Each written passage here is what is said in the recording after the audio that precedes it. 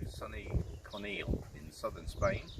We're about an hour south of the port of Cadiz and the weather is absolutely beautiful.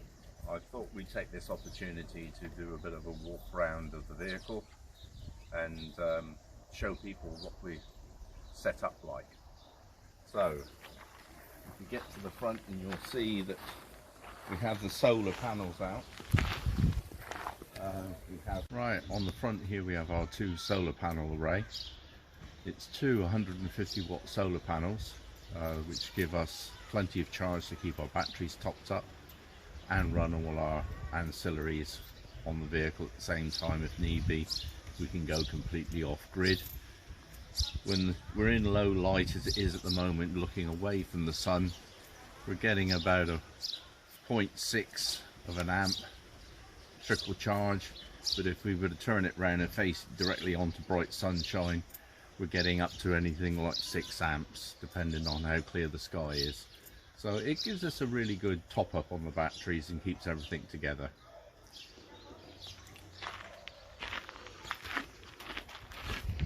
Going back to the vehicle inside now, everything on here has been completely rebuilt and bespoke basically. Right, the inside of the truck, we've tried to keep it as simple as possible.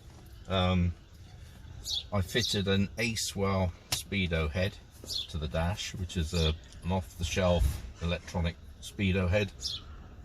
Gives us all the readings we need, all our instrumentation, and indicates when we're in four-wheel drive with the diffs locked up, which is a very useful thing to have rather than just the warning light. On the dashboard here we have our compressed air pressure gauge. We have two monitors for batteries. One is for the leisure battery, this one is for the start battery. Main floodlight on the front of the vehicle, heated front screen, remote switch for turning the 6-wheel drive on and off for when we go off-road. We have seat heaters fitted, which have been a must, seeing some silly fool when he built the vehicle decided he wasn't going to fit a heater to it. And they've come into their own ever since. But saying that, one of the things I have installed is a diesel cab heater underneath the cubby box. Again, we have used that quite a bit recently with the cold weather, especially back in the UK. The controller for that sits up here. We have radio and satellite navigation system, a RAM mount where we fit our tablet to use for off-road navigation, and bits of storage. Right, the seats we had specially made for us from Exmoor trim. To our specification, we chose the type of leathers we wanted, the type of padding we wanted, and stitching. They are extremely comfortable, extremely, and especially when we're doing long journeys. The lumbar support in the back, you have a nice pump up air lumbar support down the side there on both seats. Both seats have electric heaters, and we even got a matching cubby box to go with it. Very, very pleased with them. Exmoor trim did a fantastic job.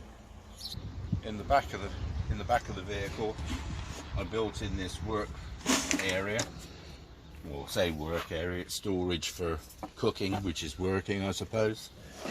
So we have our pots and pans, other storage items in there.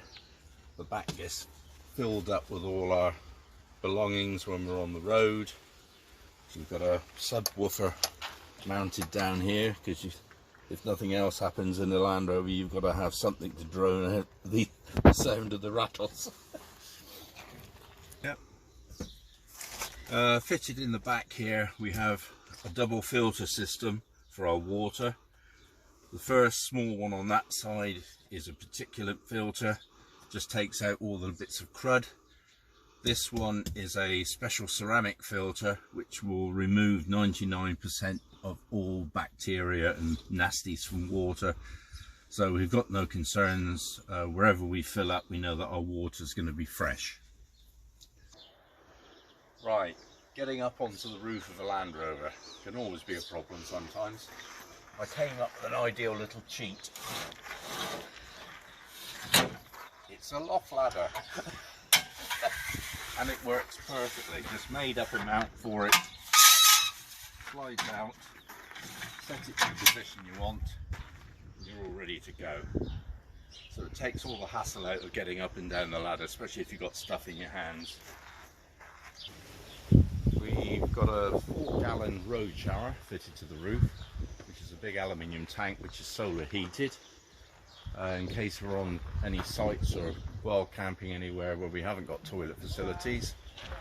Which we've also got here a quick pitch shower cubicle which opens out and gives us a nice metre square shower cubicle where we have privacy to shower ourselves off and get clean after a hot dusty day.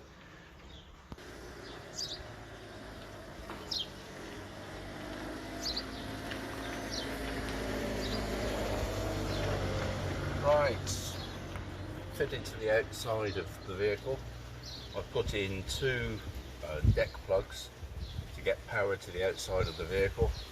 This one carries 12 volts, which does all our outside lighting and lighting inside the top tent.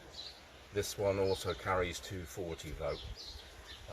Very good, they're waterproof plugs, designed to go on boats so they don't give any problems. This is our kitchen setup. We have a cooker there, gas bottle and tables. Side locker for our kitchen where we store all our day-to-day requirements for eating and drinking.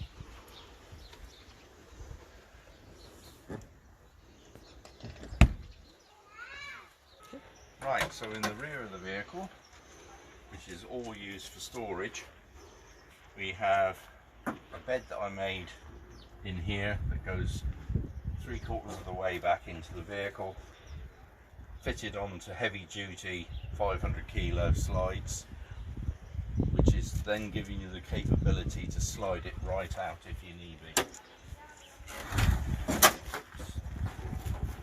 So this comes out, you can get to the spare wheels, you can get to the storage behind the fridge, that's no problem. Then it just all slides back in and locks in place. This is where we also have our freezer. Because we all like our cold beers. We do like an ice cream when it's nice and hot. So it's a Snowmaster Expedition model. We have a large capacity fridge. And we use the smaller capacity side as our freezer. It's a very, very robust piece of equipment, runs on 240 volts and 12 volts. So the leisure batteries can cope with it no problem, providing you've got your solar panels operating, otherwise it will drain it down quite quickly. It's the biggest range that they do. So we went for the larger one basically because we need to be able to be well stocked up most of the time to save having to go shopping every day. We also decided to put it on this slide out mount. It's an Australian slide from a company called Easy Slide. Clearview make it, and it's a very, very, very good piece of equipment. Right, the operation on it couldn't be simpler. You have a little latch here which you squeeze onto the handle and push down, which then releases the lock. If by any chance you let go as it's going back up, because it's all mounted on gas struts, it automatically locks itself, so it's not going to fly up and smack you in the face.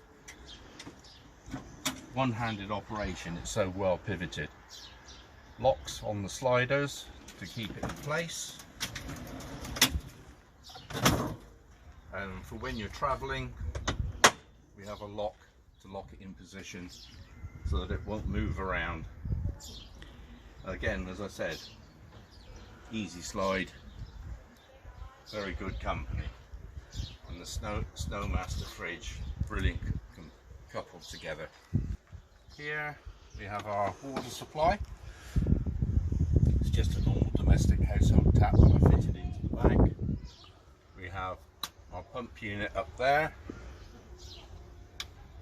Our water tank indicator is there, so we know how much water we've got on board at any given time. Okay. Right, as you may have noticed, we have a winch fitted to the rear of the vehicle, which is an unusual option on a Land Rover. Basically the reason being that it's very easy to pull yourself into trouble, but if you get to a point where it's getting too boggy and you need to get back out again, that's where this little baby will come into use to drag us back out of problems.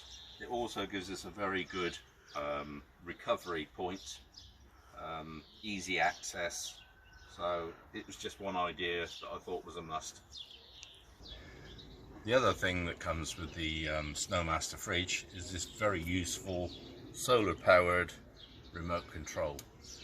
We carry that on our dashboard. It gives us indication of what the temperatures are in both the fridge and the freezer at all times, and should the power go off for whatever reason, it gives us an alarm so we know where we stand with it. So very useful little add-on. Well, this is our camp, as we said. We're on a normal commercial site at the moment, but it's very nice. I can see why people come and spend 6 months of the year in sunny Spain. Mind you, it's difficult to do that now. We've left the EU, we're only allowed 3 months, but even so you can still enjoy your time here. Clear blue skies, the sun is shining, the palm trees are rustling,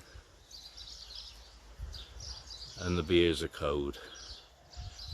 Thank you for watching. I hope you've enjoyed it all, and we'll catch up again shortly. Bye bye.